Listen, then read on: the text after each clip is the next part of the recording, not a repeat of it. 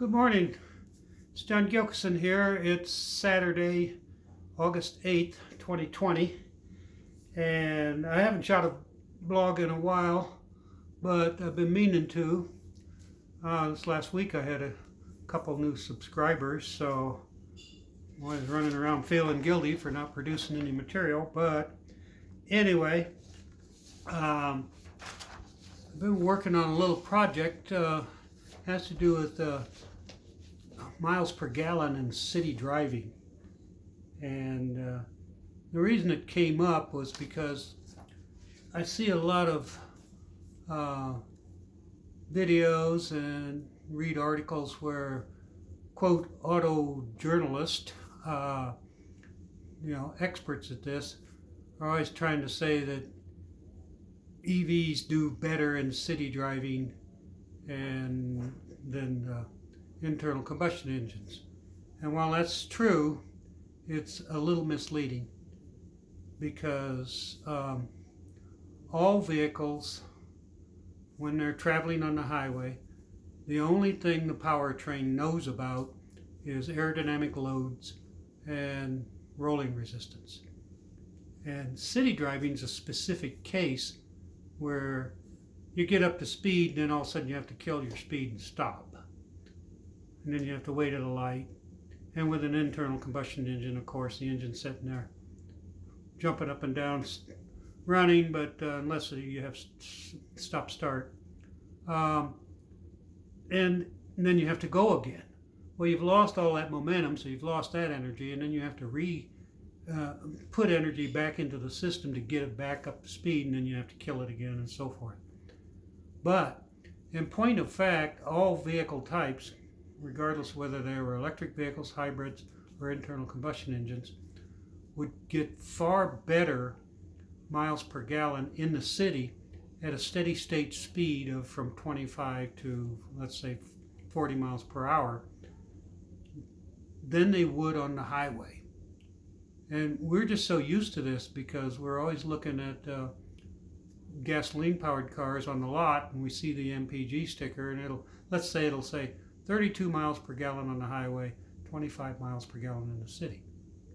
And electric vehicles are the reverse.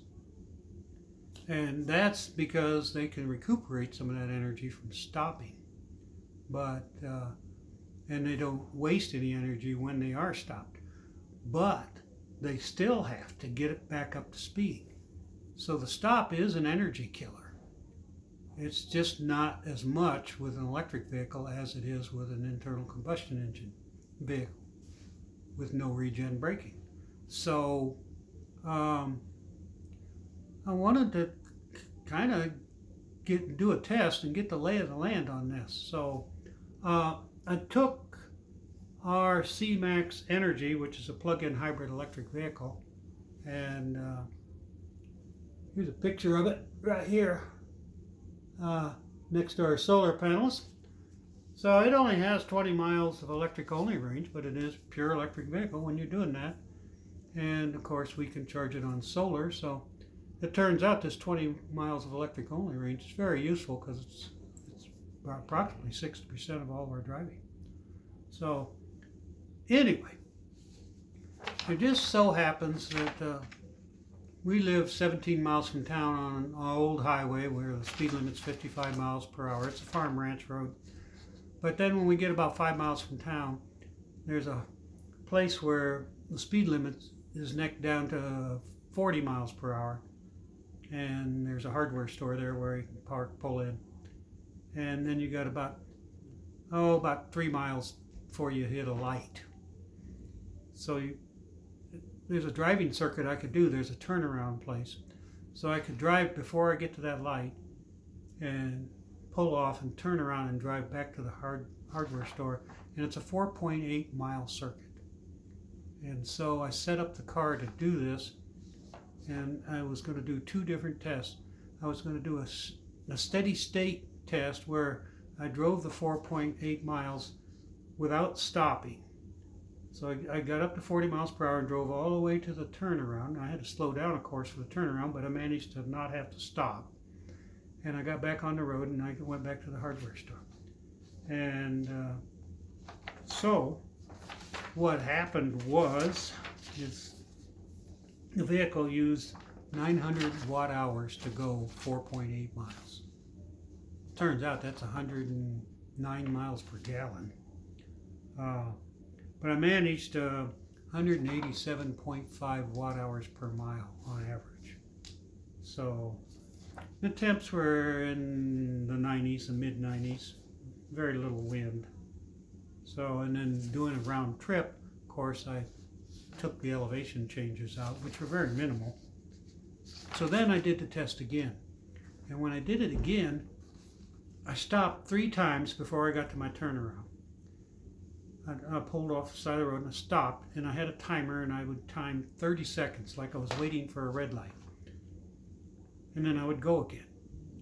And then I did 3 stops on the way back. So for a total of 6 stops, I did the 4.8 mile circuit back to the hardware store. And this time I got, it took 1100 watt hours to do the 4.8 miles, which amounts to 229.2 watt hours per mile on average. So the stops and starts took about 22% more energy to do the same circuit as it would if there were no stops. So that's pretty good. It's out of the signal to noise, so I was happy with that. So that translates into, with no stops, I was getting 175 miles per gallon at a steady state speed of 40 miles per hour. And most people don't know this, but aerodynamic loading doesn't get significant until you get up towards about 50 miles per hour. And so 40 miles per hour, you can get incredible MPGs. I get 33 miles per gallon in my pickup truck, which is a Ford EcoBoost 3.5 liter engine. And so I wanted to do this same test, and I did the same test the next day using the pickup truck. Now the pickup truck, of course, is an internal combustion engine, but I could convert the MPGs to watt hours per mile, so I did that. But I had my wife with me on the second day, and we did the pickup truck, and we drove the 4.8 miles and turned around without stopping, and I pulled on average 26.7 miles per gallon. Now when I said I can pull 33 miles per gallon on the driving 40 miles per hour, that's when I reset the MPG readout after I've gotten up to speed. But if you have to do it from a standing stop, you're going to use a significant amount of energy to get up to that speed, not to maintain it. I think it's only taking me about 18 horsepower to maintain 40 miles per hour in this pickup truck, which is a big truck. Weighs about 5,700 pounds. So anyway, that means 26.7 miles per gallon over 4.8 miles, 0.179 gallons of fuel, which is equivalent to 5,867 watt hours, or 1,222 watt hours per mile on average. Now that's at steady state. When we did the circuit the second time with the stops, the 6 stops, wait 30 seconds, start again, I only netted 17.2 miles per gallon. And that turns out to a total energy consumption of 9,144 watt hours per mile, watt hours total. And that means it's an average of 1,905 watt hours per mile. So the first drive took 8 minutes and 48 seconds, or 528 seconds, and the second drive took 14 minutes and 44 seconds, or 884 seconds. So when you do the miles per gallon over the miles per gallon, it ends up taking it was 1.55 times as much. It took 55% more energy to do the stop and go driving, whereas the electric vehicle only took 22%. So it turns out that that is and just this is case specific, my vehicles,